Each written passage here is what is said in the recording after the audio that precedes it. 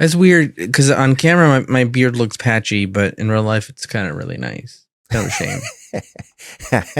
Kind of a shame, dude. Well, everybody, thanks for coming to the podcast. But also, I just want to say, you can also check out our other podcast. Would you stay tuned? I think that's a neat one. Starting the podcast with. It's just odd to hear about this like so early. Well, I'm trying to mix it up a little with our things where we talk to people about other things. Tell us about our other podcast. Well, it's Would You Stay Tuned? Basically, it is a podcast where we watch the pilot of a TV show if one of us has not seen it. And then we ask them, hey, would you stay tuned after seeing this pilot of this show? Is it good enough? And sometimes, to be honest, it's no. But sometimes it's yes. So that's the premise of Would You Stay Tuned? Oh, all right. Actually, we did interview with the vampire. Yeah. That was a while back. That was a while back. We also have recorded Severance, but I have yet to edit that. The latest one that's out is Twin Peaks. So that was a fun one. Because it's Twin Peaks. Yeah. It piques my interest, dude. Yeah, it does pique our interest. Well, let's see if Star Trek piques Wow, it's a beautiful song. Sounds like a good old song we love to hear. Yeah. But yeah, this week, wait, no, I shouldn't say. They should change the national anthem to ding, ding, ding. Well, it might be a little. I might be a little more proud of it. Yeah. If the theme song became, Remember when we were at our other job and we got really bored and I remade the American national anthem. Yes. Yeah, with David Blondie. No. Remember I did it with Sting. Oh no, David Blondie was in there too. Oh really? Yeah. You put in every move you make, and then I'll be. But every once in a while, David Blondie came in. David Blondie from A Private War. Yeah. The best movie of that year. An Academy Award winning performance. Yeah. Yeah. Absolutely. You sound like you had a lot of downtime. No. Well, you know. No, you're very busy. Here's the thing is that I don't know. I was really proud of it, and I just proved that I could redo the national anthem. Probably better than the one we have now. I love that. Because mine's had a like a hit at the end, like one of those trailer hits. Yeah. Boom. And it was beautiful. Yeah. Oh, that's cool. Actually, that's a really good addition. See? Yeah. I like it. I like that idea. Our national anthems. Yeah. Boom. Yep. I like that. Remember that show, Current Affair? Where it'd be like a boom, like that. We need to bring that sting back, dude. Well, there's stings everywhere now in like movie. There's so many stings. They put stings in movies now. There's so many stings now. But well, and speaking of Sting, some are not. We watched the Gambit this week, starring Patrick Stewart, not playing Gambit, but playing Galen, who is Galen's back. Yeah, in Indiana Jones form. Galen.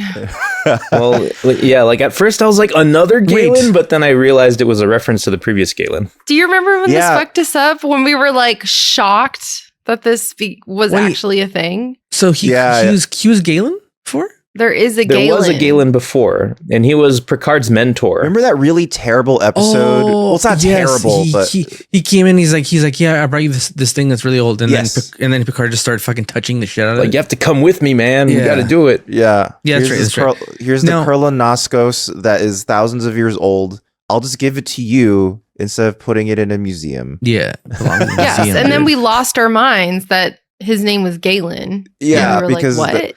That's for real. Of course, that is Galen? No the real name of Guinan. Yeah. Yeah. Here's the thing. I thought that Picard has made a career of just stealing. He's like the British Museum. He steals things that are old. Yeah. And then I like that. I just a little spoiler to this episode, but like that he was like, they're like, so how did you end up here? And he's like, I figured someone was stealing the things, and I don't like that. I only like stealing. So I chased him. if there's somebody that's gonna be stealing like graves and stuff and antiquities, it's gotta be me. Yeah. Yeah. It was a real piece of shit move. I mean, I guess what was the premise of that? He wanted to actually go.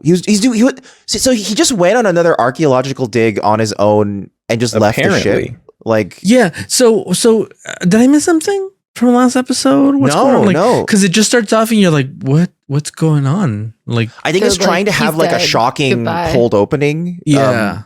But it comes off. I was confused. It's a little too chilly. Yeah.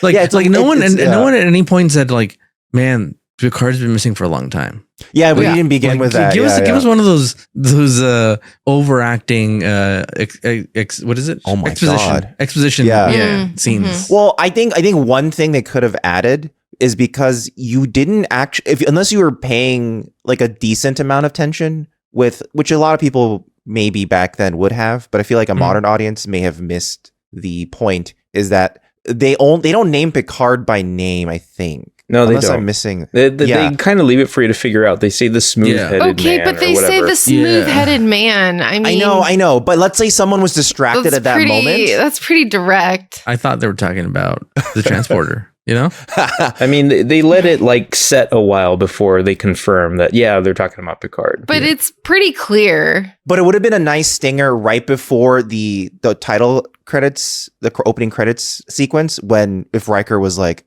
"Oh my God, that means Captain Picard is dead." Like he says, like a dramatic like thing, and then current affair. But instead, they just kind of go, "Oh my God."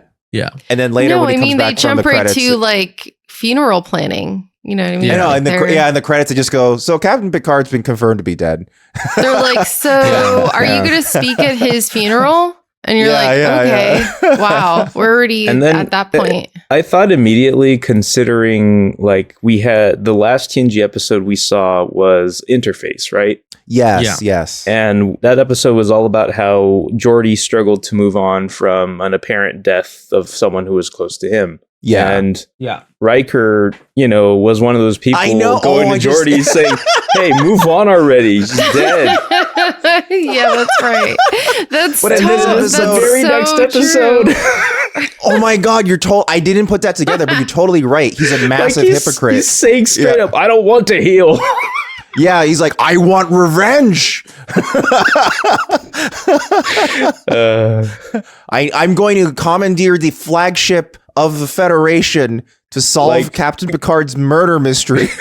Granted, it's not the exact same situation, but the hypocrisy's there. And also, Geordi's mom was also the captain of a ship. In fact, it was an entire ship missing, yet no one wants to dedicate the Enterprise's time to investigate that disappearance. There's no time. No. But they'll dedicate the entire Enterprise, plus let a guy die, because someone died on the surface of the planet in the shootout. Well, did he? At the end, they say we have one casualty. So, I mean, I think why can't they just get him back from the safe state? Well, that's always the question you could always ask forever. Yeah, that's always the problem. No one claimed none of his family were like really sad that he's gone. So they'll just no one put a request to restore. Yeah, you had to put in a formal request. It's like, well, if no one puts in a request, we'll just let it go. We automatically wipe these memory banks once a decade. Yeah, exactly. But Gambit, they should make a movie like they bring somebody back from a safe state, but he's in a different body. Oh, I feel like that sounds like it could have been like an episode of something. Maybe isn't that like just Face Off kind of? Yeah, like but in the TNG back world from the dead. It's like Freaky Friday, but in TNG world. Yeah, there's gotta be Beetlejuice Friday. Yeah.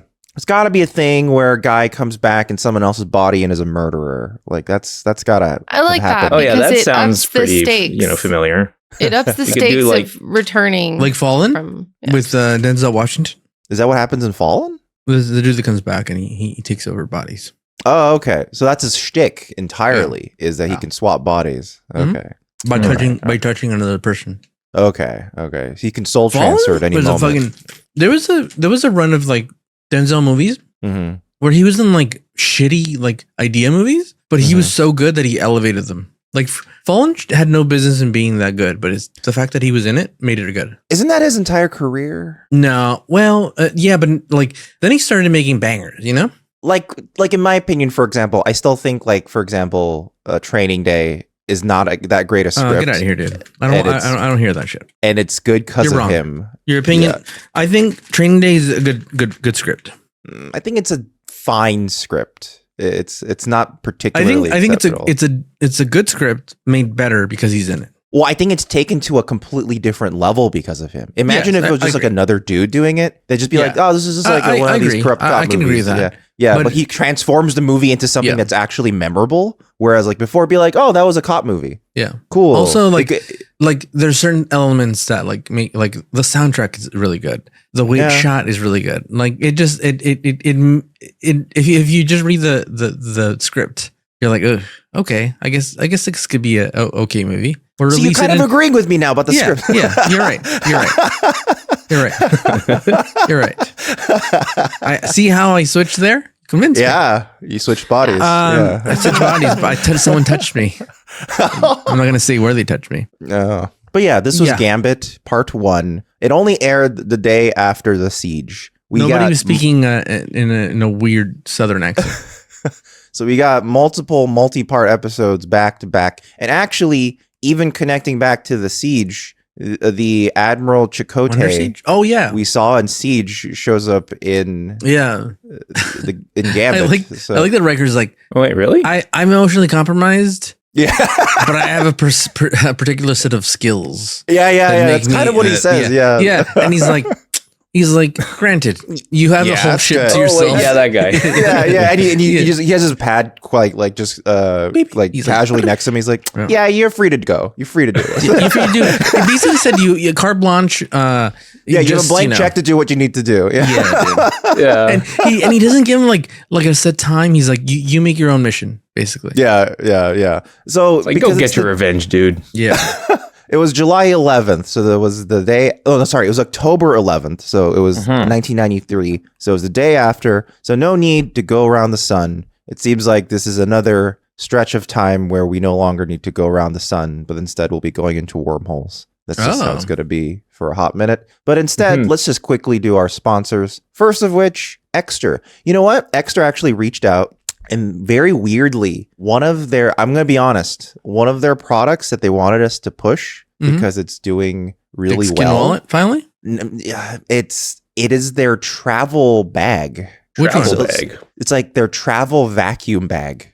That's new. Yeah. So we don't have one. So that had come out actually for them like a few months ago. And to be completely transparent, they were like, this is selling unusually well. So what would is you a travel vacuum bag? What do you mean? How does it work? Like it vacuums your clothes. So basically, it's like the bag that you have that they gave you, but like it comes with vacuum seal bags, and it comes with a little tiny travel vacuum. Yes. So you get to you can pack shit ton of stuff. Is it battery powered? It becomes really really small. You chuck it in there when you get to the place you're going to. If you're going to the Vatican City, you get there.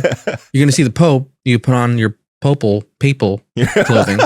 You don't rip open the bags, right? You just poke a hole. I mean, you just push the button and it expands, right? So officially it's called the Travel Pack trademark vacuum kit. And it basically comes with that bag and this little rechargeable vacuum. Yeah, you can't. You shouldn't do this. No one sees the video. Yeah, he's making the jerk offs thing. Saying. Yeah, and to be fair, why was I making that motion with the vacuum? That doesn't seem necessary. I honestly don't know. I thought it might have been like a pump. Yeah, it's like when I once asked that. Like when you have a pump. Yeah, it's like when I once asked that waiter for a fork and I made a stabbing motion. And they don't know why. I don't know.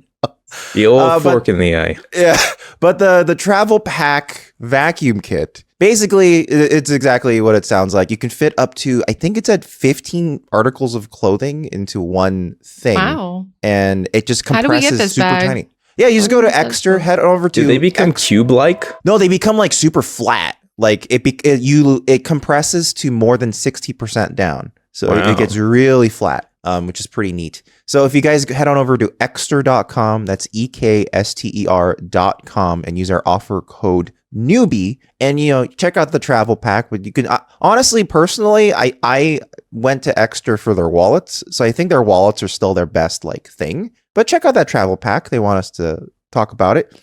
And if you check out, you get 10% off additionally off of any order. And I say additionally because it stacks with any ongoing sales they're having, which is all the time. So you may want to like wait and see if they have a sale, then pop on our code. Then you get like a super bonus. You know what I mean? So, check that out. Do you remember the food saver? Yeah, that's what these are. It's like food savers, but for traveling. That's basically what it is. Also, people use these bags to store things long term because it not only does it compress it a lot, but because you suck all the air out of it, it actually kind of helps preserve it. Yeah, if you got to pack a fillet of salmon for your trip.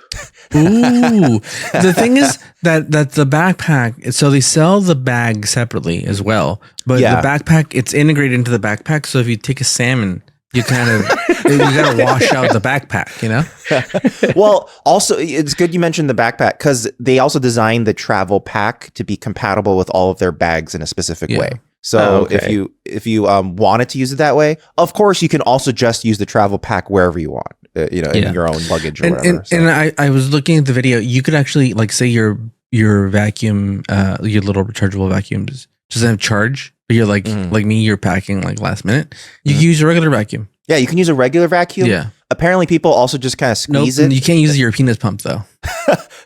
You can just kind of squeeze it down, and that works too. Yeah, then it's got big dust on it. So you can head on over to ekster.com. That's ekster.com and use our offer code Newbie for up to 10%. No, not up to, an additional 10% off. Yeah, there you go. The bag right now is on sale. So then you might want to head over now. Yeah, it's $89 as of the recording date. Yes, as of this recording date. So check it out. It's almost sold out, by the way. Oh, really? Yeah. Oh no, so you may have missed your chance. Yeah. Hopefully, it's still there by the time because they wanted us to push it.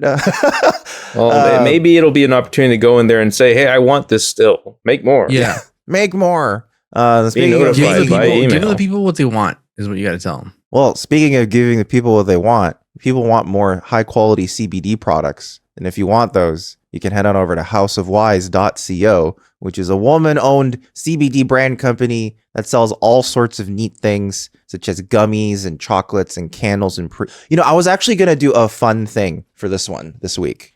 Basically, because we're an affiliate with them, we get to see what people buy. So I thought it might be a good opportunity to see what the top selling products from House of Wise is. You mean those who use our code? Yeah. But to be fair, we can't see who's buying this. Don't be scared to No. It's not. Yeah, it's not who's buying it. It's strictly. It's not an invasion of privacy. Yeah, it's not like here to dox you like that Whopper commercial. Yeah.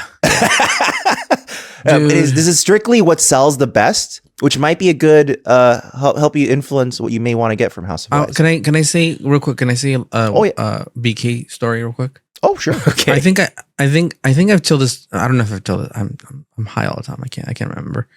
You never mentioned Burger King before, so never. Okay. No, I don't remember yet. I took my kid to the movies, and when my wife doesn't go, I sneak in food because she goes, "Why are you thinking it's gonna be stinky?" So it's gonna be stinky. What? Yeah, she's like, you're gonna stink up the theater with your fucking food. It's just a cheeseburger. It's not. Well, yeah. So I bought 2 Whoppers. Took the kid, gave him a Whopper. Came home that night. He threw up. Got sick. Oh no! And he was like, I was like, it's probably not the burger because I didn't get sick. It's not the Whopper. Don't blame the king, And he for a year he was like, no Burger King. Like you'd be like, we're by Burger King. You want a Burger King? He's like, nope. That's It'll fair. Make me sick. It'll make me sick. So he just bad. finally tried Burger King again. Well, that's Sarah's favorite. And was it okay? He was okay, and he was like, maybe I'll just get the chicken nuggets. From there. Well, I have a friend Eddie who got sick from a spicy chicken sandwich at Carl's Jr. And then he stored off Carl's Jr. for like 4 or 5 years. And he finally tried it again. And then he got sick again. Oh, and so that was the worst. Never again. That's the worst. Never again. Yeah. That's he'll forget. I mean, that's hard. It's emotional. He'll forget. Every year, learn. I'm like, he'll fucking learn. I'm like, get over it. I'm like, walk it off. I'm like, I think I like the McRib. And then I try it and like, this is the worst piece of shit fucking product. Oh, that's why they keep it away from you for almost a year each time to make you wonder. It's just like, I bet you they did a study and they're like, this is just the right amount of time till people forget how shitty this thing is. They're calculating how hot they can make the coffee that'll optimize the number of lawsuits they get per year with how much they pay out and how much it helps keep the coffee taste okay, because the hotter the coffee is, the less you taste the bad flavor in it. So they're optimizing. Some of these companies are crazy. Like Tropicana can figure out which orange orchards they own to pick from using satellite imagery. Like it's crazy. These different the way these the Tropicana lady with the fruit in her head. Yeah, she has satellites in the sky. You mean the people who jam straws into oranges?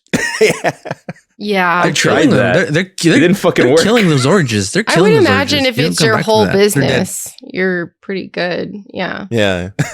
Well, let's just. I think because it makes sense given the numbers, I'm going to give the top 4 products that they sell on Extra, or not Extra. Sorry, I mixed up the brands. House of Wise. So the top brand, the number 1 selling item, is the stress gummies with CBD. That makes a lot of sense. Lots of stress. That makes sense. There's a lot of stress going around these days. A lot. There's nothing. Tell me about it. There's a stand who said this. It's probably like Cat Williams who said this.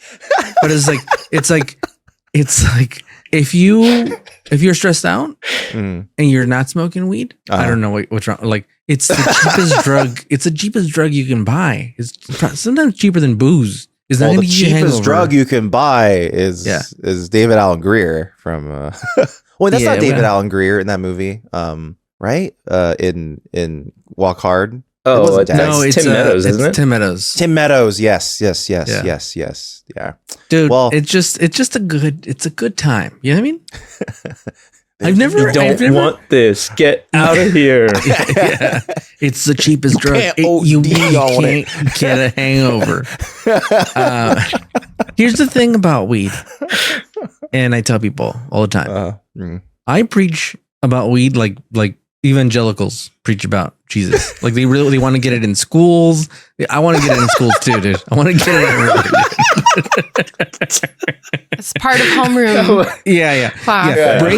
Bring back the tablet, the Cheech and Chong tablets, and let's teach it in schools. Yeah.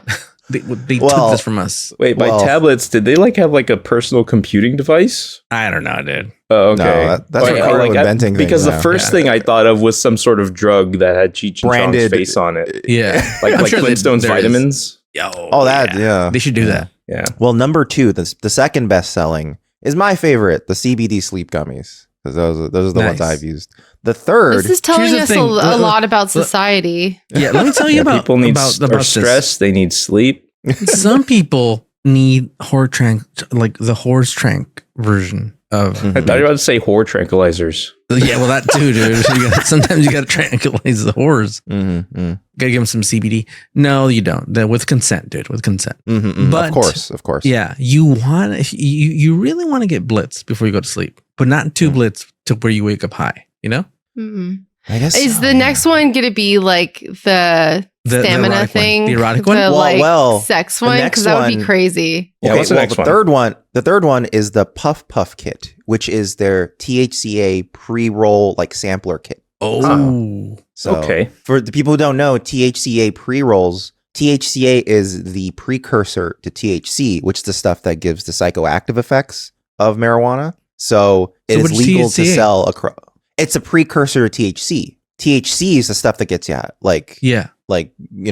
loopy. Yeah. Because I don't ever get loopy. CBD has effects, but it doesn't get you psychoactive. So those are the 2 primary active components in marijuana. The only bad experience I've had on weed was when I was so relaxed, and this should be a testament. This should be a testimonial, dude. I got so relaxed that I thought my butthole was too relaxed, and I was just gonna shit myself. Oh, just pour right out. I was. Remember? Pour out.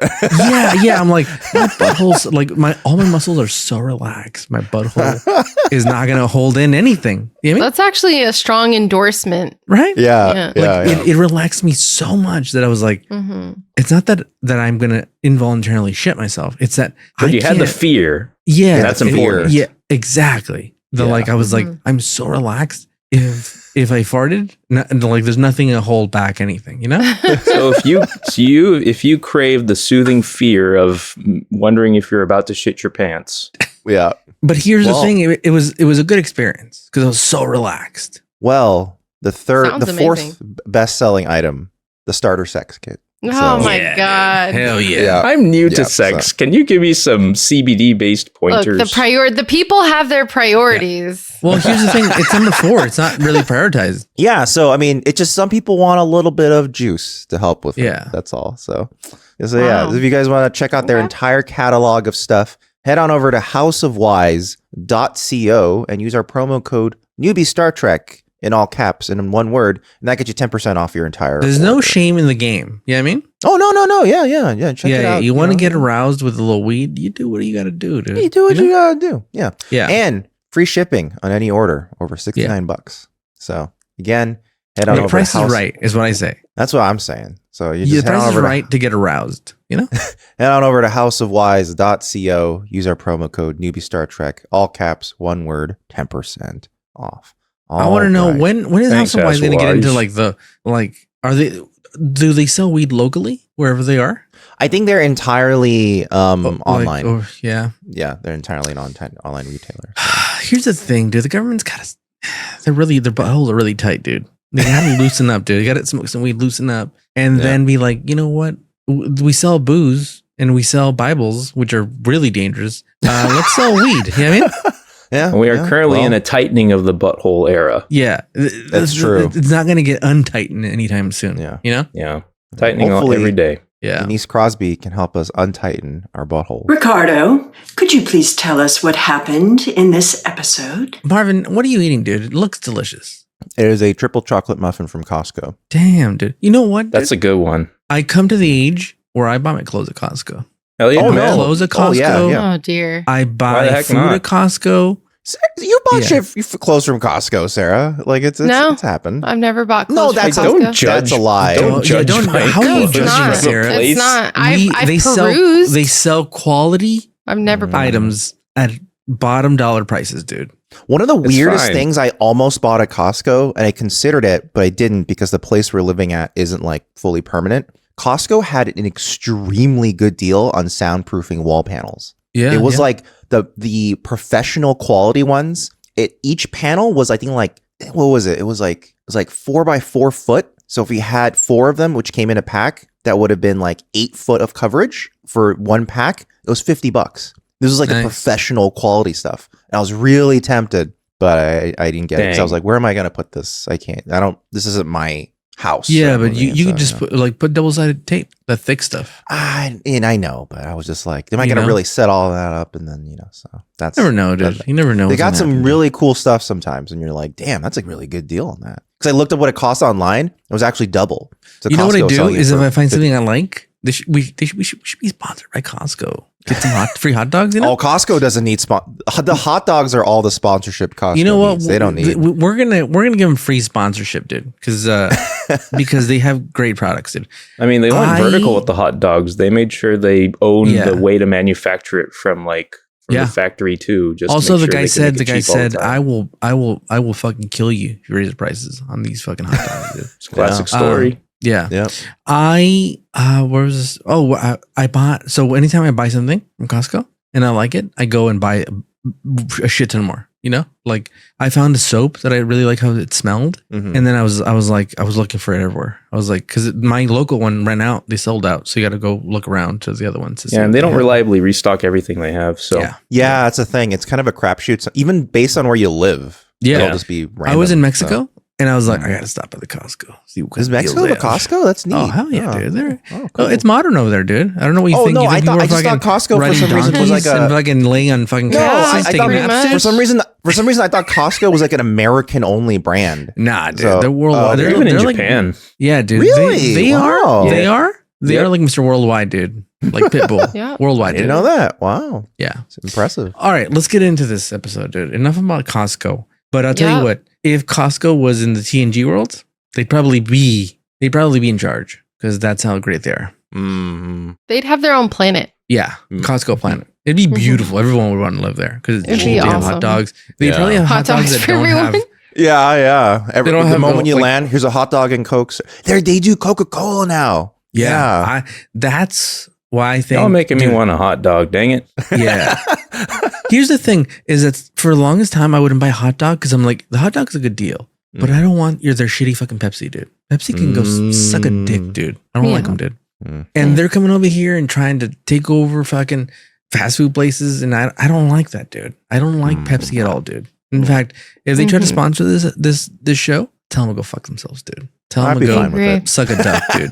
No, never. I would just be like, I'm out, dude. I'm out. You'd be Star Trek, now a PepsiCo subsidiary. I mean, we're not liars. We can't pretend. Yeah, pretend, dude. Every time this happens, I have to say Pepsi's okay. It's fine. No, dude. Dan, you're sounding. I grew up with Pepsi. Actually, I hate when, and I've said this before. I drank 2 Pepsis in San Diego over the weekend. They were actually the best tasting Pepsis I've ever had in my life. Wow!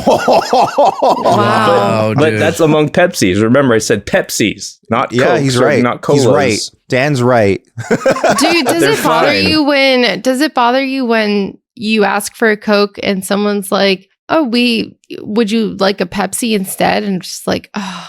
No, that doesn't bother me. What I hate is when I order a Coke and they give me a Pepsi. Oh, yeah, that's what Pepsi. I mean. Yeah, okay, that's because if they clarify, like kind of think they're interchangeable and they're not interchangeable. No, but if they are clarifying by asking, would you prefer Pepsi? Sure, instead? That's fine. I meant like more like what Dan said. Like if they just hand it to you, they think they're like the same thing. No, then that's true assumption that they are interchangeable if they don't even ask. I think the worst that's ever happened to me was at a random Mexican restaurant. Like a sit-down Mexican restaurant. I asked for a Dr. Pepper and they gave me a Pib Extra. And I was like, I know this is a Pib Extra. This is completely different. Like the baffling sub that I always I can't wrap my head around is root beer for Dr. Pepper. No, that is insane. That's completely different. But there's a lot of people who would suggest root beer as like an alternative to Dr. Pepper. That's not even in the ballpark of Dr. Pepper. By the way, I haven't heard it lately, but man. They brought back, for a while, they were only doing Coke Zero, Cherry Coke Zero. They weren't doing Diet Cherry Coke. And it's back, baby. It's back. And it's delicious. So try it. It's Diet Cherry Coke? Yeah, so for a while, they were only producing Cherry Coke Zero. Right. I think it really depends on area. Yeah. Well, yeah, I guess maybe that too, but in general. And then I was on vacation and I went to the store to buy things. And I'm like, hold up, what is this? And even the cans and the bottles look retro. And they brought it back. Cherry Diet Coke. It's delicious. Wait, so you prefer the general flavor sugar profile of Diet Coke? Well, now I prefer, it's just like a throwback, you know what I mean? Got it. Okay. It's a throwback taste. Yeah. Yeah. You're like, oh yeah, this is a good taste. This was a good look back in the day. A lot of people got addicted to that aspartame. Like my mom only drinks Diet Coke. Yeah. I just love Coke Zero. The 1989 Batman VHS made you want Diet Coke. Yeah. Yeah. They had a cape and everything. Yeah. Yeah. Back to the episode. Sorry. Enough about Costco. So it opens up and they're looking for the bald headed man, right? They're like, oh, we're looking for the bald headed man. For a while, I thought it's Jason Statham. You know, it's not. They're looking for Picard. She's trying to seduce a bartender. By she, I'm talking about Troy. Yeah. Like, see, I got it. To be fair, I'll be honest. When I started talking about the episode right now, I started thinking about her name. I was like spinning the wheel early on. You're trying to preload it. Preload the name. Is that why you're talking about Costco for so long? You're just stalling for time. And the thing is, I have the IMDb pulled up, but I was like, I'm not gonna cheat. I know this. I can do this. Yeah. This is a very. I know we said like the last episode had a few Star Wars elements. This whole scene is also very Star Wars. It's like we're in a cantina essentially. We're in a cantina, like all the bar like stuff. Yeah. So they're looking for Picard, and you don't know why he's gone, why they're looking for him, how long he's been gone. Really, you don't know a lot. But this guy starts talking, and I immediately know who the fuck this guy is, dude. I have a question really quickly. So this is a really dumb question, but go ahead. So the bar in Star Wars, New Hope, it's called the Cantina. Yeah, that means Spanish exists in the world of Star Wars, right? Yeah, isn't that weird? That means that there's Mexicans.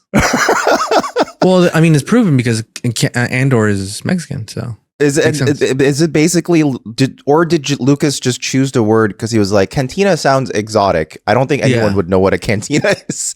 Yeah. I don't know. All I know is that the music played inside the cantina is officially referred to as jizz. Yeah. I didn't know that. Oh, you didn't? No, I didn't know that. That's the actual genre of music. Really? Yeah. The one that That's goes crazy. That's jizz. Oh, What? they're a jizz band. They're jizz friendly. I really didn't know that. Oh my god. You can look it up. It's like jazz. Skeeter. It's like jazz, It's- but jizz. It's like Doug and Skeeter. Like no one thought that would become a thing. Yeah. And then, Yeah. I'm sorry. Please continue. I'm sorry. So immediately, I recognize this guy from his voice. Really? And I'm Wow. like, yeah, immediately. So this guy's an actor. His name's Stephen Lee. He's an actor, and he's been in everything.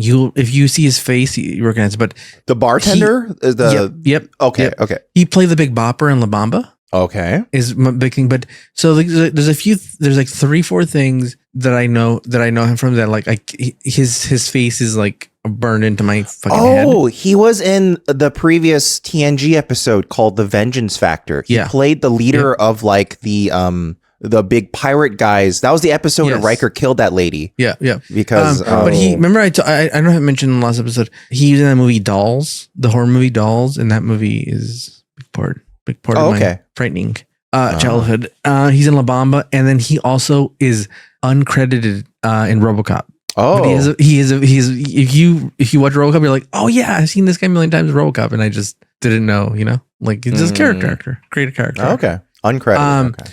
There's a lot of good actors in this episode actually. So once we get to the head of the pirate ship guy, yeah. He's great.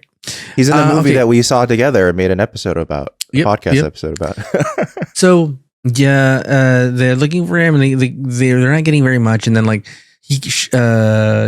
Troy, yes, Troy, like notices that he's lying about something, and she's like, "Oh, you're lying," and he's like, "Oh, you're a goddamn betazoid, you fuck," and he really doesn't like her, and then like he's like, "Oh, I don't know anything now," and like basically he's like, "Hey, anything, it's like Las Vegas, everything that happens here didn't happen, Mm-hmm. And then they go to this Birdman, and they're already getting info already, like when you mean the really wrinkly dude? Yeah, the Birdman. It's an Iridian, the same type of species as Shrek from previous episode. Oh, yes, really? Yeah.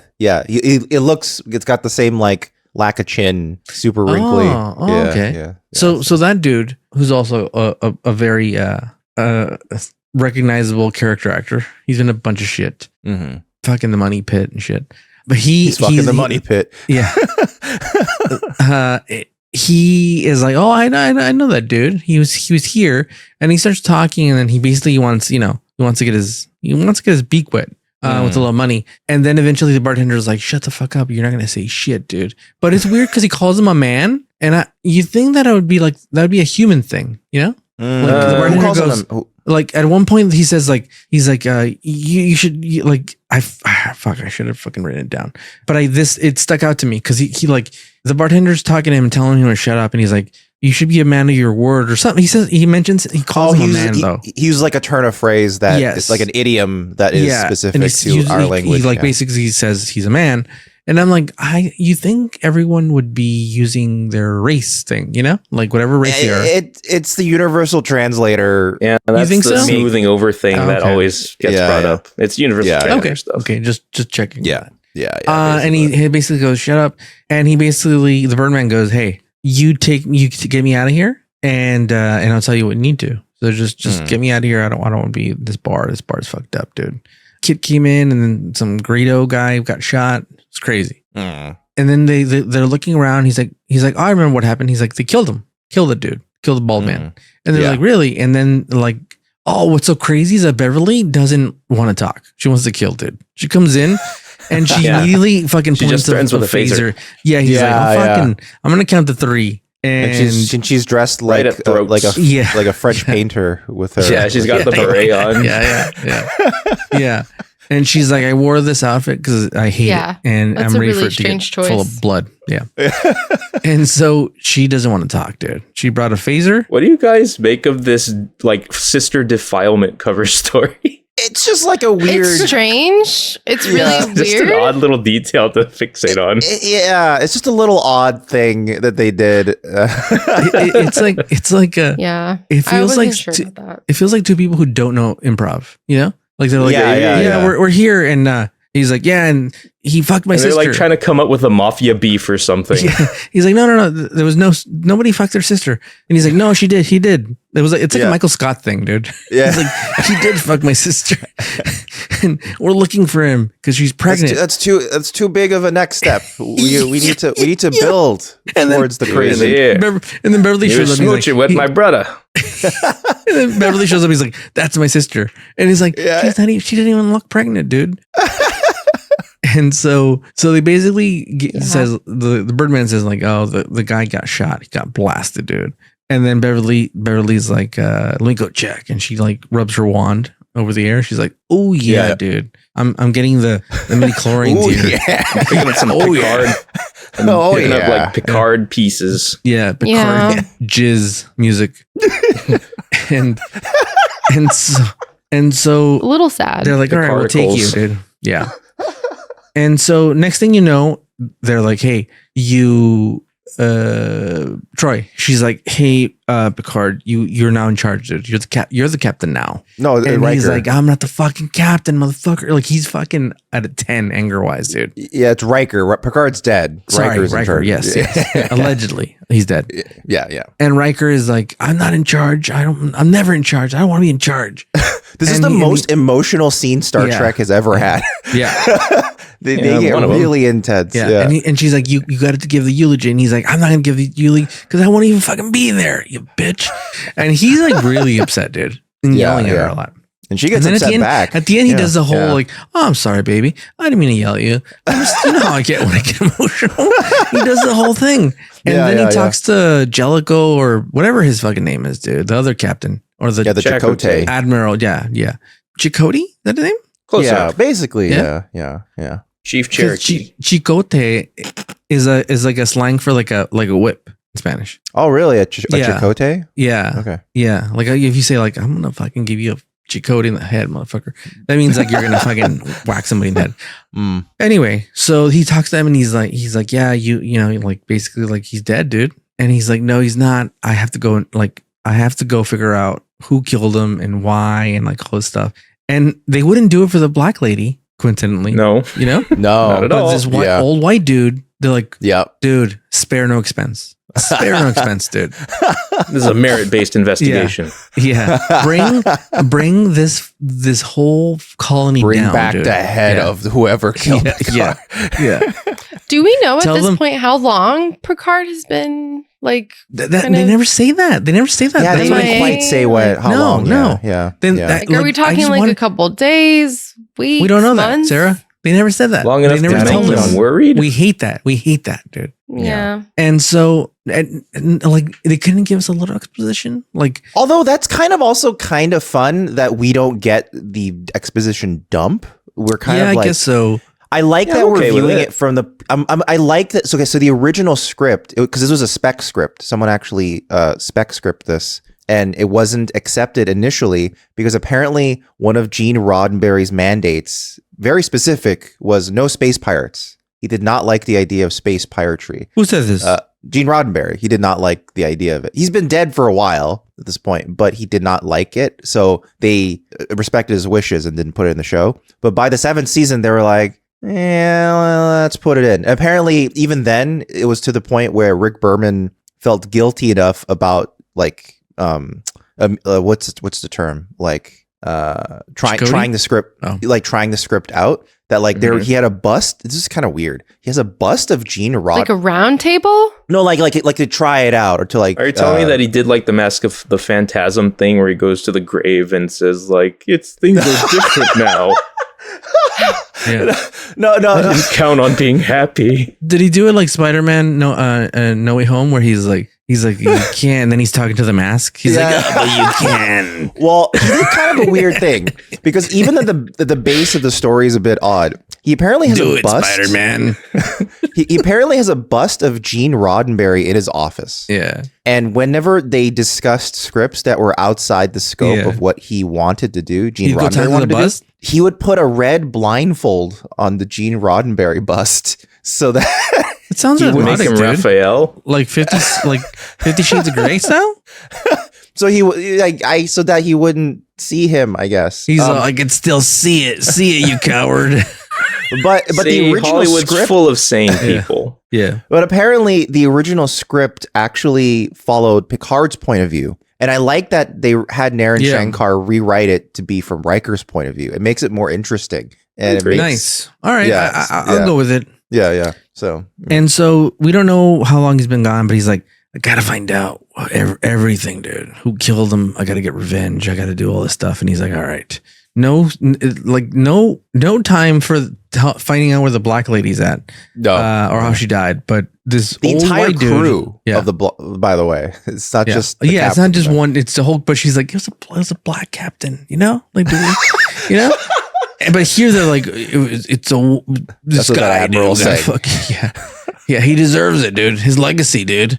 And so they go look for him and Picard's like, hey, they told me that they gave me a blank check, dude. So he goes to the Birdman and he's like, you better fucking start talking, dude. You keep saying Picard, it's Riker. You know who I'm talking about, dude. It's Riker. Important in the story. Yeah. Picard isn't actually gone. Yeah. He does show up later, so we got to make this straight. Riker. Okay, Riker is like, I'm pissed. I gotta find out. He goes to the Birdman. He's like, you doing all right, dude? And he's like, I could use a better room. And he's like, fuck you. Tell him where the fuck he's at, Bowski. Yeah.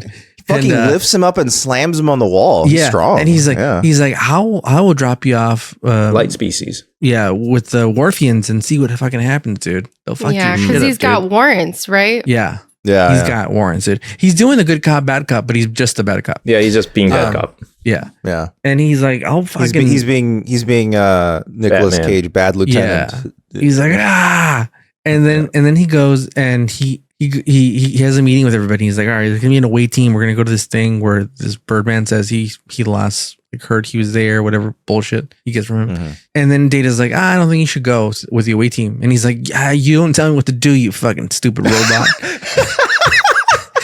Well, yeah, and he's trying to remind Riker of his own advice that he used to give Picard on a regular basis. Right. But then Frakes said, Riker says the thing. He says, "Not this time." Yeah. He basically it's proto beyond belief here. It's true. Yeah, it's proto beyond. I like to think that Riker just is like, you know what? To be honest, I just like going on away missions. I just didn't want to. Yeah. That's why I'm not captain. I wanted to hug them. So they go down to the thing and then they're like, oh, look at these ruins. And then they're like, but look at this hole. This hole looks new. What's going on with this hole? And it's just a random fucking hole. And then they're like, and then the random fucking guy is like, look at this vase that's broken here, guys. Yeah. They're like, it looks like someone just broke it. Yeah. And he gets blasted. But it's like, it looks like a trap. How I don't know. Yeah. It was because it was a broken vase in the middle of a wide open area. Yeah. And it doesn't look like it's very there should have been a big Acme sign next to it saying ancient vase with an arrow. Yeah. And you see and a pile of birdseed. And a lasso trap around. Gets blasted. That guy gets killed immediately. He's like, oh, let me look at this thing. And he's like, he dies. Dude. Yeah. He's dead. And so there's this new ensign that's driving. I don't know why they let newbies fucking drive the ship, dude. I don't understand it. Well, apparently it's a standard practice. I know, but don't you want somebody who's really a seasoned it's because they're just told what to do and they just execute commands. I know, but it feels like it's an important job, dude. We really just want a button pusher in that job? Exactly. So it's strange. It turns out in the Navy, driving the ship is actually one of the lowest ranking jobs on the entire ship. Because it's apparently super easy to do. You're literally just told what to do. And then you literally just move it to that position. So it's like apparently, it just seems like it's a $1 billion machine that I don't want like the newbie fucking driving. You know what I mean? Apparently, this is why that the famous Costa Concordia cruise ship that crashed. A big reason why it crashed is because which proves my point, by the way. Well, that's what I'm admitting to you. I'm not saying I agree with it. I'm just saying this is apparently standard operating procedure for large vessels. Yeah, they're like, let me get this horned up fucking Italian guy who just wants to get laid. Well, apparently it was let him drive. I think the guy was like Malaysian or something. He didn't speak any English or any Italian or English, so he couldn't understand what the captain was telling him to do. The only language he spoke is sex. Yeah. The only language he spoke is thrusting. So apparently there was like yes, that's why he responded so slowly. He would just hump the air. He's like twice, and he's like, okay, go forward, got it. And he's like, yeah. So anyway, so they have this ensign, and he's like, hey, they're jamming our signal, dude. We got strawberry jam all over us, dude. Yeah. And so it's a firefight, dude. It's like the OK Corral, dude. They're blasting each other. And there's a lot of action in this season so far, I've noticed. Yeah. Mm-hmm. And for some reason, I don't know if it's just me.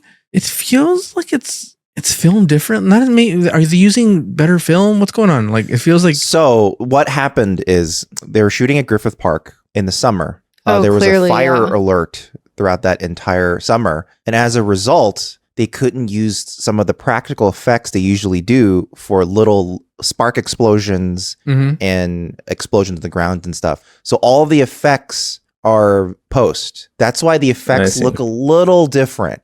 Okay. And why they kind of look like plugins, because they kind of were. Because I mean, they weren't using plugins. Obviously, they had actual people make a spark effect and then comp it in. But that's why it looks very different compared to how. So it also sucks because it happened to be. This is apparently the largest phaser fight in TNG history. Like it's the longest fight. It's 70 shots. So that's a lot of VFX shots for them to have done post entirely. But I kind of like how it looks. It's okay. Different. Yeah. It was fine. Yeah. I just noticed something was different. So Riker goes around. I don't know what he's doing. He's trying to get around, and they fucking blast him, dude. They blast him. He falls to the ground, and then they zap him out of there, dude. They get out of there. I think I noticed what it is. It's because it's so fast. All the firing is so fast, and phasers are usually just like point and you wait for it to happen. Like it's like an electric screwdriver kind of thing.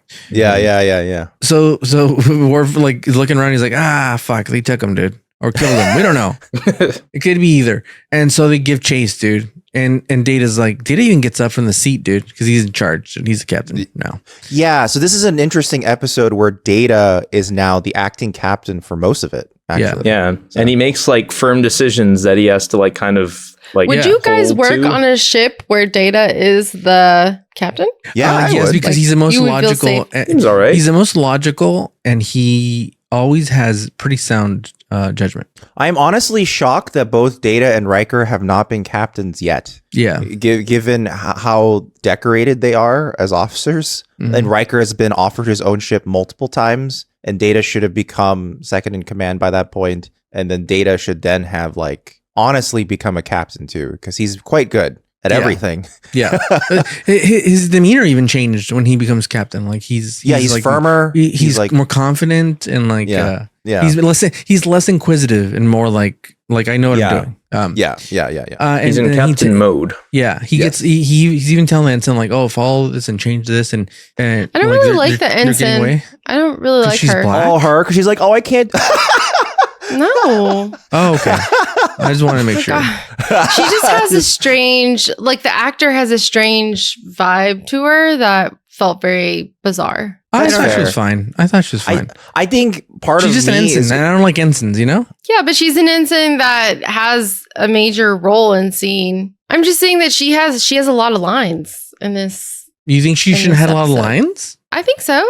Because she starts saying like, oh, we lost them, the ensign. And I don't know. I just like her. They do give her like a strange. boring, like jargony thing that she has to kind of impart entirely on her own. But and also every time she responds, she kind of goes, "I don't know. I can't do it. I don't know." Yeah, it's like Eva. It's like it's not taking the signal. Yeah, and I like how Data gets up and like does like, oh, do this thing, and like he kind of like gets a little like really like he gets in there. You know what I mean? He's getting his hands dirty a little bit. So they lose him. And they basically are like, they went in there and they're looks like they're stealing or pillaging this and that. And they figure out, oh, I think they're going to be at this place, at this location. Like they basically break down like, oh, they're grabbing these artifacts that are Romulan, like old, like pre-Romulan folk, right? Yeah. And he's like, there's only these certain spots. And he's like, this one's too far. So they should be hitting this one. So they just do like a calculated guess. Yeah. And they figure out. And the reason why they were able to get away is because they have some sort of weird coating on their ship that makes an energy sheath. Yeah. Yeah. That makes them undetectable to long range sensors. They have energy foreskin on the ship. Yes. I was hoping there was like a thing where they were saying, well, how are we supposed to find, like, keep track of a ship that isn't seen on long range sensors? And I was hoping they were going to do some sort of thing like, well, we'll do it the old fashioned way, and they bust out like a telescope or something. So they can, keep track of it visually. Let me get my astrolabe. I guess it would be a telescope. Yeah. It would have to be like something, but let's do it the old Archimedes way. and so they figure out where they're going to be, and then so Riker wakes up and he's on the fucking ship, and he's like, "Who the fuck are you guys? Pirates?" And then the main villain in this fucking thing. Oh yeah. Great character actor. Great fucking character actor. He's amazing. I'm not too familiar with his work. Maybe I am, but he was really good in this episode. He's a standout for a reason. Yeah. He's been in a bunch of shit. He's been actually in a lot of canon film stuff. Yes. Canon films. If you don't know. I was about to say, Ricardo and I and your I'm sorry, I forget your friend's name. Eric Peterson. Yeah. So Eric, Ricardo, and I recorded an episode of Ricardo's ongoing canon film series that one episode featured the Barbarians. Yeah. And the main villain in the Barbarians is Richard Lynch, where he is dressed in such a way that I kept calling him knockoff David Bowie, because that's kind of what he looked like. Yeah. And he generally has like a kind of knockoff David Bowie look to him. Yeah. A little bit. But he is very good at playing like the distinguished villain to some degree, and he kind of brings that in this episode as well. He's really good at playing, even though he was born in New York and stuff. He's American. He's American. Yeah. Oh, really? I would not have thought that. That's interesting. Oh. But he plays really good, like foreign villains. Like he's played a Nazi. He's played he was in the Ken Films movie called Invasion USA. Classic one. And he plays Russian, I think, in that. So like he's really good. He's got that kind of face. He's one of those guys where you're like, he's got a face, but also like.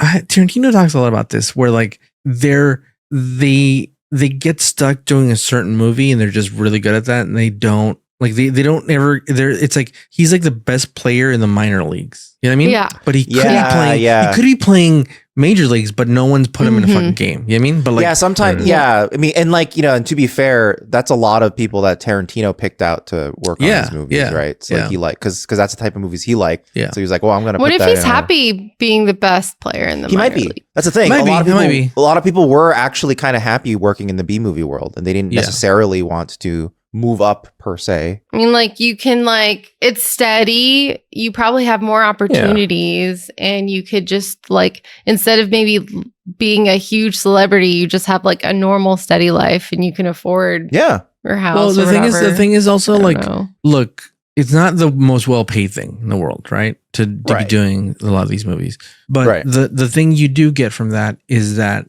he as like an artist, if you see as an artist, you could take bigger swings and no one's going to tell you no, because it's like there's less at stake financially. Less at stake. So sure, you want to do the crazy accent, go for it, dude. Some people also like when you move up into the higher echelon, the higher you move up into the echelons of Hollywood, the more political it gets. Yeah. And there's a lot of people who are just completely averse to that. So I can imagine lots of actors just being like, funny enough, Gates McFadden specifically did not want to be involved in Star Trek at first, specifically because of that. She was like, oh my God, I don't want to like get involved in like a big TV show. She said she almost gave up Star Trek to continue working her community theater job for $400 a week. She was like, I kind of prefer that, you know? Yeah. So, and to be fair, he did have like a couple of like the other guy who's kind of like Tarantino, where he'll pick people from like the 80s and 70s is Rob Zombie. So he was in a couple of Rob Zombie movies because, you know. and Rob Zombie definitely loves the exploitation movies. So anyway, he's passed away now, Richard Lynch, but he's a great what the fuck? actor. Are you serious? Yeah. He was older already by the time of TNG. Yeah, like look at how old he is, and it's like 90 something. Yeah. 93. Yeah. Oh my God, I thought he was alive still. That's so sad. Nah, he's When dead. did he pass away? 2012. Like 2012. Oh God, he's Yeah. been gone a while. Okay. Yeah. Oh, well, R.I.P. And so he's the lead. He's the lead pirate. And basically, you don't know why they're stealing, but they're stealing specifically from these dudes, from these these old clan of like Romulans, basically pre-Romulan Romulans. And it's kind of like what I call 80s gangs. If you watch any like canon film or like any 80s movie, all the gangs were like multiracial. Yeah, which wasn't a thing. Like that wasn't a thing in the real world. No. It's funny because canon films would even do it for like. It's so weird now that you mention it. Yeah. Like canon films would even do it for movies like Invasion USA, where it's like, okay, we have a bunch of terrorists invading America, but they have a Mexican, but they have a Japanese guy. It's multiracial terrorism. Every gang has like a black dude with glasses. That's so wild. A Mexican guy looks kind of like a cholo, and then they have Die Hard, an Asian character that's always doing like martial arts or like has like a sword or something or nunchucks. Yeah. Always multiracial. Every 80s movie, and that wasn't the case in real life, which is weird. That like someone in the movies was like, mix it up, and they're like, it feels like they're like, no, they can't say we're racist if we got everybody in this motherfucker. Dude. We'll offend everyone. Yeah, we'll offend everybody. I think even Batman 89 kind of counts. Oh yeah. The Joker has a multiracial gang for sure. Yeah. Did anyone notice or recognize the lady pirate and like the actor? No, I don't recognize her. Who? Julie Brown? Caitlin Brown is the person who played I think Caitlin Julie Brown, I think is actually the full name. And she played Tai Kajata from a DS9 episode. She was the lady who was pursuing that one notorious criminal that framed himself. And she's the one who shot that hockey puck on the console at the end. Right. The thing that took over Julian. Yeah. She's the one who fell on the floor. Right. Yeah. Okay. All right. Yeah. She's back. So she's back. So anyway, multicultural, multi-ethnic, multi-aliens gang, and they're all part of this dude, this pirate gang, and they are stealing all these artifacts. And then at first, Picard's like doesn't acknowledge, like you could tell right away, like he was in on it. You know what I mean? It wasn't like a I lost my memory type of thing. You could right away tell like that he was, because he was very like, let's beat the shit out of this guy. He was like, playing let's up. You could instantly tell he's playing up a role because he's so braggadocious about it. Because he wasn't like curious, like, oh, who's this guy? Maybe he was like, fuck this guy, let's fucking blast him, dude. Yeah, like I recognize this dude on sight. Let's kill him. This guy. Wait, hang on. Let me think about this for a second, because I was under the. Are you saying Picard was willingly part of this gang? Yeah. No. He was coerced into the gang. Yeah, he was coerced into it. But he's there also, like, so he was coerced to be in the gang. Well, here's the thing. He says this. He says he gave a cover story and then was coerced after that. Yeah. So basically he was chasing them. He was chasing them down. They caught him and he said, "No, homies, I'm cool, dude. Like I'm a pirate myself." Like he got catfished? No, he didn't get catfished. He's catfishing them. Yeah, he's the one who's catfishing, if anything. So they were stealing artifacts. He chased them down, and then he turned around. They're like, "Who the fuck are you, bitch?" And he's like, "Oh, no problem here, homies." And he's be like a justice person on his off time? He's undercover. He's undercover, Sarah. Yeah. But on his off time? Yes, that's what he does for fun. This is not royal business, right? We don't know this. What the fuck is royal business? like Enterprise, like official. It's not the RSS. Like work. Like it's not. Yeah, it's not. He's not acting on behalf of the Enterprise. No. Okay. And I think the point Ricardo was potentially alluding to. I didn't realize that. Yeah, I think the point also that Ricardo was potentially alluding to. What do you mean you didn't realize that? Like, I kind of thought, okay, so this is what I thought happened was that, they abducted him somehow and then forced him to work with them. Yeah, that is what happened. Kind of, but he's also undercover. But the whole time he was lying about who he was. Yeah. Basically, I also thought it was a thing where, like, you know how Picard, when he gets caught in a sticky situation, he'll be like, "Oh, I'm Galen, or I'm the janitor that works around here." Like, I thought it was like an on the spot type thing. No, that's exactly what I feel like I thought it was almost like just like a run-in. I didn't think he like purposely it's like he was kind of making it a mission. He was I didn't understand that. Yeah, so he did it in his off time to investigate who had desecrated the ruins. But he's a detective part-time. But he didn't expect to get caught. Yeah. And when he got caught, he then made up his whole cover story. That's weird because when he gets cornered, his first thing is to lie. He's like, I think it's also good at improv. I think also potentially what Ricardo might have been alluding to is that like an audience might think, oh my God, Picard's been brainwashed. Yes. And now he's like being controlled some way. Yeah. No, but I think clearly his performance immediately betrays the fact that he is actually also Picard. He's dropping a ton of clues. Yeah. Make him, it's like a wink, wink, nod, nod, and then to Riker to be like, no, I'm not brainwashed. And they're even like, how do you know all this? Like, what the fuck? Like, it's very random. Okay, so I totally misunderstood this then, I guess. No, you didn't. In a weird way. It's not a total misunderstanding at all. I think it's just the only thing I think is that it wasn't him on. Why does everyone have a dog collar on? Well, that's how he controls them. That's how he controls them. He's gonna he does that thing on his belt. And he makes them, gives them pain. That's the thing that hurts when he's hurting them. Yeah. That's how he coerces them to do things at all. Yeah. It's like the pleasure collar. Yeah. What? They're all erotic. It's just pain. Too much eroticism. Well, in Futurama, it turns into the pleasure collar. It's good pain. It's good pain. Good pain. I'm all horned up. Yeah. So he, and I also feel like he was using it to like really fucking manhandle fucking Riker, dude. Like he wanted this for a while, dude. Because he's like this guy's a piece of shit, dude. I know this guy. I've seen him around, and he's like, oh yeah, and then he acted like there was a problem with the ship, so Riker could help. So he helps, and then he gains the trust of the Russian guy, or the head pirate. What if his plan didn't work? What if Riker was like, I actually have no idea. I don't know idea how to fix this, and they fucking died. He trusts him. He trusts him real good. So he figured it out, and he's like, all right, for now, let's not kill him. Let's put one of those nicotine patches on him and get him addicted. We already had it on. Put him in the cage, dude. Put him in the brig. And then Picard goes over there and he's like, huh? He's like, how do you like my acting? You like my acting, dude? Yeah. And he tells him like I was chasing him down, and they caught me, and I told him I'm an analyst, dude. I'm just an analyst, dude. Also, it looks like I died because they have weird guns that are actually transport guns. Yeah. They're not kill guns. Yeah. And I'm like, how it was Darkseid's Omega beam. I know. I'm like how Riker's like, why don't we put that in our fucking things? That seems like a good idea. Like in an emergency, it sounds like a great technology.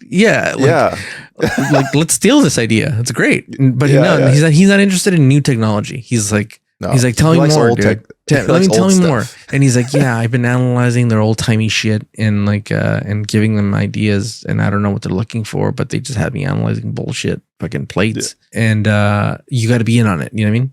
We got to play it up that we fucking don't like each other. And then at that point, the door opens and it's the fucking lead pirate, and fucking Picard just fucking backhands him, dude. He's like, there's more where that came from, you bitch. You amazing. Bearded bitch. And he's like, oh, and then even Riker was like, oh, fuck that. You didn't have to put that much stank on it, dude. Like, He's good. Yeah. He's a good actor. He's a method actor. Yeah, he's going all in on it. Oh. And so anyway, so they get to that ruin place where the team's already at, right? Yeah. And they're like, oh, Picard, Riker will get us in because he's wearing the uniform. He's gonna blah blah.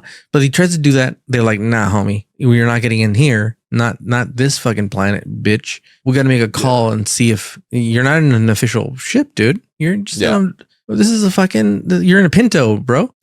And well, they're doing everything. So Picard's plan is that he knows Richard Lynch already doesn't trust him. Yeah. So he's trying to make it so that Richard Lynch will trust Riker. Trusts Riker. Yeah, yeah. And then Riker could then extract what Richard Lynch's real plan is, because Picard still doesn't know and thinks nobody on the ship really knows except Richard Lynch. By the way, Picard's he's wearing some like really like S&M like leather daddy type shit, dude. Yeah.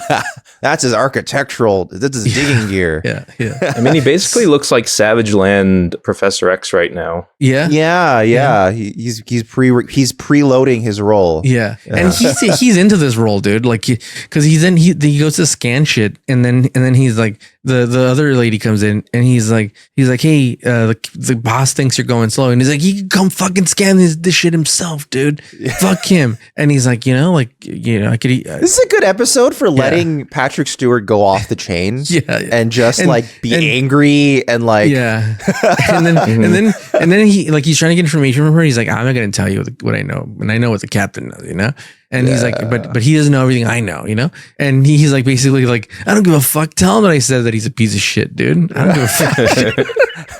He fucking knows. He knows what I think about him. He's a dime store hooker. He always was. He always will be.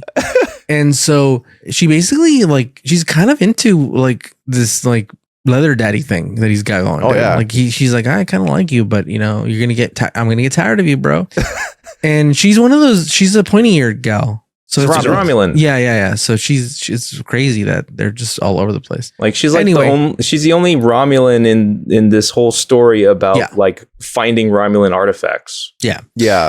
And then they call in the base, but they're already stalling because Data called it in and it's like, hey, just stall, dude.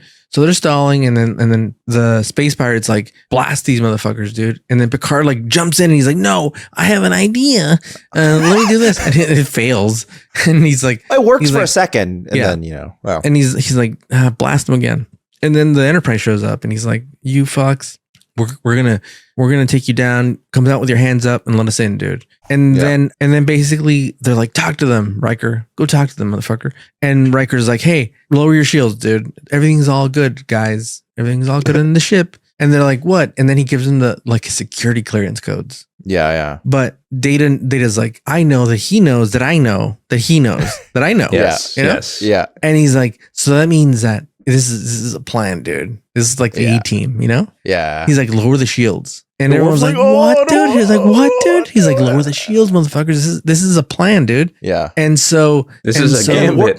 Yeah, it's a Gambit, motherfucker. It's the name of the fucking episode. Keeps going, "Sir, that's a stupid idea." And Data has to be like, "That's a direct order. Fucking lower the shields." He's like, "Do what I said, you bitches." And so they lower the shields, and then these guys start blasting, dude. And that's how it ends. Oh. Yeah, TBD. Freeze frame. Yeah. To be on a direct hit, or what looks like a direct hit. Yeah. A non-shielded one. How many parts are in this episode? 69 parts. No. Well, it's only a two-parter. As far as I saw. Yeah. Are you tired of this episode already, Sarah? No, I just sometimes they do the 3 parts and I think that's a little bit much. Don't let DS9 color your TNG experience. I liked it. I actually liked it. Even the ship stuff was filmed differently, and I liked that. And I'm gonna give this a high number, dude, because it was just so wacky, and I liked the character actors. I'm gonna give it a fucking 9.5. Oh, wow. I was gonna give it a 9. Yeah, see, we're there. I really like the episode actually quite a bit. I'm gonna give it an 8.5. I'm gonna give it a 9 too. Whoa, really? Oh, after all that talk, yeah, okay. Yeah. No, because it's different. It's different.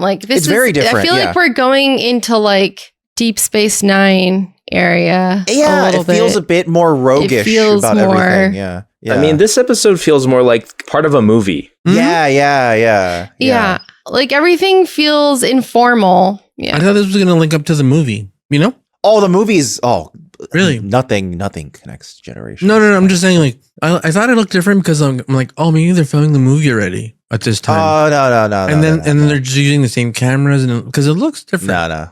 No, it's just their shooting style in part of it also is that I think, as we know, TNG was a show that was shot on film then moved to video. And I think two things were happening. One, the film back then was not kept in as good a condition as the later seasons were stored for the film when they redid the transfer for the Blu-ray. And the other is that I think they were getting better about choosing their stock for what they're shooting. Because for people who don't know, if you don't choose the right film stock for what you're going to shoot, you may have to do what's called pull or push the footage, which means you either leave it in the bath longer or take it out quicker, which means it'll either become brighter or darker, but it's at the cost of more film grain or less quality, like less. Wait, so you're just talking about picture quality though, right? Like, was Ricardo talking about that, or was he talking about like the way it was shot or like the, angles selected and that sort of thing? I was talking about the angles and stuff. I wasn't talking about the film stock. Oh, but that's also why it looks really crisp too. Like compared to like season one. Season one looks really like. Oh yeah, season one looks crisp. Like and there are like random shots where they just couldn't find the original thing, and they just had to one thing that they couldn't restore. As time goes on, things get better. Yeah, but. Yeah, so that's I felt very movie-like. I don't know. And I will give one last shout out to props to Deanna for her scene blowing up at Riker and kind of laying into him. Yeah, about like how selfish he was being. Like it was a good like response to his BS there. That scene was good, and I remembered whenever I see it, I remember thinking like, this would never have been allowed in the regular Roddenberry era. Them fighting like true. This. Yeah, he's like, don't let a woman talk. I mean, it might have been kind of like that. Or yell. Yeah, and I think it's interesting that it doesn't end with them resolving their feelings to each other. They end bitterly. Yeah. Oh, one more thing is when they bring in Riker to the pirate ship. Yeah. Immediately, I was like, Picard is one of these people, dude. Clearly. And I like how he turns around to reveal himself. He's like, really? Yeah, I do like that moment though when he turns and he goes, "We should kill him." Yeah. It's a fun play. I like that from a production standpoint to be like, it's just fun to be like, well, how are they going to make this work out? I just don't know how you couldn't. How do you not recognize that bald head and profile? That's true. That's also true. You're not wrong. Yeah. But it's just the way they played it. I thought it was fun. I thought it was a fun. It would have been fun if he had to be wearing a hat the whole time or something, and that's why you recognize him. But yeah, that's Gambit Part 1. Thanks for listening, everybody. If you liked it, please give us a like or a comment or a review wherever you are, or don't. You don't have to. It's up to you. Yeah. If you're a new listener, I'm gonna butcher names all the time, dude. I'm high most of the time. Too late for that. It's way too late to put something like this in there. You're at the end of the episode now. I don't know. Dude. You're already mad. They switched off. What I'm doing, dude. Although this is called Newbie Star Trek. To be fair, Yeah. But also to be fair, we've gone through 6 seasons of these characters. I don't know when people are listening, dude. And also, Ricardo, I got everyone's names correct this episode. No one's names are wrong. Yeah, no one's names are wrong. I mean, it took you a second, but you got there. Are you telling me that I've been doing this for 6 seasons? 7 seasons, dude. No. Did I get your names right? Oh. Our names? Oh, our names are right. Yeah. No, because you were calling Riker Picard a bunch today. Yeah. Okay. Yeah, you were mixing up them, but not the 2 Asians in the podcast. They, them, dude. So do you cut that out of the podcast? Oh, I actually do. Yeah. Whenever I heard people don't know. People don't know. People don't know for sure. Yeah. So Marvin was texting me. No, we were chatting on Discord or something. Yeah. And he's like, "Oh, you most of the time you get our names wrong." I'm like, who? Not most of the time. Just like maybe 40%. You said a lot of the time. Did you say 40%? That's like that's a lot of the time, dude. That's a like almost fucking lot. 50%. And I can't believe that I don't notice if you're saying 40%. Because Ricardo tends to say our name out when he's trying to get one of our attention while someone's talking. And that's fine. But when I'm editing, I tend to not let people try as much as possible to not have voices overlapping. Yeah. So that's why you don't hear it in the edit that often. If ever, I'm not sure if it's ever been in there because I try to like I used to edit the raw too, or like have enough, something close enough too. And I just never noticed. Yeah, it happens enough that I thought it was really funny. It's like 40 just sounds high to me. Well, like I believe it happens for sure, but 40 just sounds high. Well, maybe I don't know. It's like a frequency bias to me where I just keep seeing it a lot. Oh, before we fully go away, I should mention that the Discord, as usual, also has a rating, and I didn't see it this week. I try to keep myself away from the rating. So this week, you try to keep yourself pure. Yeah, save yourself for marriage. The winning score was 8. And it's close. The average was a 7.5. So what? Yeah. I'm kind of shocked by that a little bit. I thought it would be with us. Dan, what did you give it? I wasn't listening. I just like threw in an 8.5 while everyone was 8.5. talking. Okay. Yeah. So I mean, I think I'm a little surprised. Yeah, I'm not that surprised. I think some people think it's very out of the wheelhouse of regular Star Trek. That's part of it. Because it is pretty different, but I like that it's very different. I think that's what makes it really interesting. Or it might be that people are remembering this episode in relation to the next one. I don't know if maybe the next one is supposedly better to them. That's also possible. It might be because of the relationship. They always say two-parters always suck. For the most part, like at least one part of a two-parter always sucks. Yep. I mean, one thing I do like about this two-parter in particular is that this first episode doesn't feel like some sort of really long setup. True. It feels like it's like an ongoing story that just kept going and going and going. And it feels like the first half of a movie. Yeah. It just feels like they just stopped a movie. You just paused the movie. It doesn't feel like it was like a weird setup. So that was fun. But yeah, and then also if you guys want to check out our merch store, that'd be cool. Go to fugitiveframes.store. Our current featured t-shirt is the This Machine Kills Fascists Batleth t-shirt, which is neat. We should also be coming out with a new t-shirt soon, which will relate to an upcoming TNG episode. In fact, that's when it'll release, when we release that episode. So that'll be fun. You'll see that. You'll see it. And also, if you guys want to get these episodes early and a bunch of other perks, you can check out our Patreon or our YouTube membership. Both of them are only $1.99 a month, and they both get you a week's early access to new episodes. They'll be dynamic ad-free, which means you won't have the YouTube ads or the ads that Libsyn burns into the podcast. And you get a bunch of other perks like access to our private Discord, name in the ticker of the YouTube video, and a bunch of other stuff that we're figuring out. Like, for example, I add perks all the time, like patrons and channel members get a $5 discount on all t-shirts moving forward. So, that's neat. So yeah, you can check it out. Go to patreon.com/newbie Star Trek. There's also links in the podcast description if you want to check that out. Also, if you guys ever want to send us an email, you can always email us at contact@newbiestartrek.com. That's contact@newbiestartrek.com. This week, the email is from Mark. So I just wanted to make sure I didn't say his whole name. The email's from Mark. Oh, hello, Mark. Oh, hi, Mark. And the subject line is the deal with the Kai plot line. What's the deal with the Kai plot line? So here we go. Goku needs to go find him on that little globe. So it goes, I recently attended GalaxyCon in New Orleans a couple of weekends ago and was able to meet Terry Farrell. Terry Farrell. I'm sad I didn't get to go. I'm jealous. I know. We didn't get the GalaxyCon in New Orleans. GalaxyCon here in New Orleans. This guy went? Yeah. This guy went there. Yeah, Mark went. I know, it's right. I know. It's next year. The stars didn't align. We just didn't. Yeah. But they went, and I was able to meet Terry Farrell, the Visitor, and Armin Shimmerman. So I also attended a panel. Myron, we could have seen them walking around town or something. That would have been crazy if we ran into them. That might have been interesting if that happened. That would have been. Yeah. That would have been. The Visitor was also doing a signing at San Diego Comic-Con, which I happened to be for at. her book. But yeah, I was tied up doing another thing. Kira, the Visitor, actor. Kira. Oh, nice. Like she was there signing her book. I think it was called it's about like women in Star Trek. Yeah. I also attended a panel they were on. Oh, wow. I want to read that. Cool. And go find it. It's like a Something's Tale or a... Then go buy it. I will. I fucking will. I also attended a panel they were on. They advised that the reason Commander Sisko was only a commander and not a captain was because they originally wanted someone much younger to play him.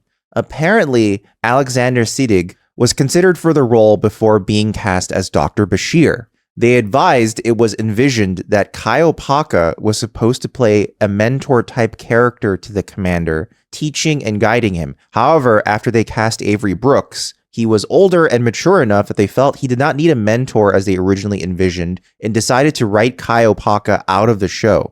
I guess this is part of the reason why they waited half a season before they addressed the absence so they could figure out what they were going to do instead. As an FYI, all three of them are very nice and lovely people. I also met John Delancey, aka Q. I don't want to say he was rude because he wasn't, but he did seem rather cold or standoffish. This has me thinking about casting in general. What actor, past or present, would you have liked to see in Star Trek as either a main character or as a guest star, chewing the scenery in heavy prosthetics and makeup? Thanks for the entertainment once a week as I drive to and from work. Mark. I would have liked to see Brendan Fraser. Oh, that's a good one, actually. Yeah, Brendan Fraser as like a outrageous Okana like rogue would be neat. Mm-hmm. Actually, that would be really cool. Was Brendan Fraser like prominently getting work around like at least DS9's? The 90s? Yeah, like later 90s. Come out? He did a lot of 90s stuff. Later 90s. Mummy was like 97. He was doing movies as a teenager. Okay, so he would have been a little too young then at that point. He was in that one movie where he yells like "cowards" at that building when the rain. What's that one? I don't remember that one. I think like it's this movie where he's like discriminated against. School ties. School ties. Okay. Oh, okay. Wow, Ricardo just knows instantly. Yeah, thank you, Ricardo. This is what we're saying. Before a certain year, Ricardo just knows. Yeah. And then it's a steep drop off. Yeah. I can't even remember your guys' names. Yeah, barely. Just real quick for listeners, the title of Nana Visitor's book is Star Trek Open a Channel, A Woman's Trek. If y'all want to check that out. I want to read that. Yeah. School Ties has like a loaded cast, dude, of like people that became famous. Like Jon Favreau's in it, Ben Affleck. Oh, really? Cole Hauser. Oh, okay. Chris O'Donnell is in it. Okay. Yeah, and then Family Guy ended up parodying it for a second. Oh, okay. My weird fantasy is to get, because it hit me as soon as Ricardo was making fun of it at the beginning, was to have Tommy Wiseau in a Star Trek as an alien. Yeah, that would work. Put him in an alien costume. He might be excellent. You know what I mean? Right. As an alien. Like I would say Christopher Lloyd, but I am aware that he was in at least one of the movies. Yes. So yeah. Tim Curry would be great to have. In he could be a villain. Tim Curry as a villain in a Star Trek would be great. Like just have him chewing the scenery and going nuts. You know, doing his like Muppet Treasure Island style. Ooh, Michael Caine. Oh, that'd be good too. Yeah. My cocaine. Yeah.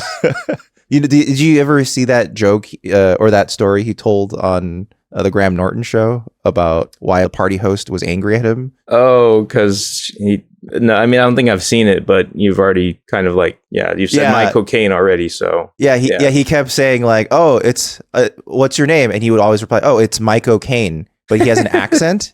So she thought she kept talking about his own cocaine. And that's pretty good. She was confused, but there's this old clip of I forget which two British comedians there are of they're competing doing Michael Caine impressions. Where it's I'll bet you're Michael Caine. Just my name is Michael Caine. It's no, that's exactly what I don't do. That's exactly what I don't do. Michael Caine used to talk like this in 1960s, right? But that has changed. Are you talking about the trip? Oh, no. That might have been, maybe. I don't know. Dan and I's go-to Michael Caine joke or impression joke is the one from the Dark Knight where we go, it was Ruby, the size of a tangerine. A tangerine. It's not just your name, sir. Dan's better. Oh, I'm not even close. The person I like to see make like an appearance would be Bill Duke. Well, like he's one of my favorite character actors. Wow, actors of in course, general. Ricardo would make like a crazy. He's pull. one. You see his face. He's from Predator. He's one of the side characters in Predator. Oh, he's the minigun guy. Yeah, he takes a minigun when Blaine dies. Yeah. Oh yes. Oh, afterward. Yes. Yeah, afterward, he has the but he's a very prolific like author and director, and he's been in a bunch of shit, and he's a great actor. That might be interesting. Yeah. And he would make it like a great captain too. All right. Well, Mark, thank you for the question, and everybody, thank you for listening to Newbie Star Trek. Next time, we're actually going to be bouncing back to DS9 as we often go back and forth because that's the way these episodes released. And DS9's next episode is called Invasive Procedures. Oh no. That sounds That bad. always sounds scary. Minimally invasive procedures. Hopefully it's minimally invasive, not maximally invasive. Aha. We're going to have to put a whole stick up your anus. Yeah. Very right, minimally invasive. The rod up that man's butt must have a rod up its butt. All right, we'll see you guys next time, everybody. Bye. Bye. Take care, y'all. Who's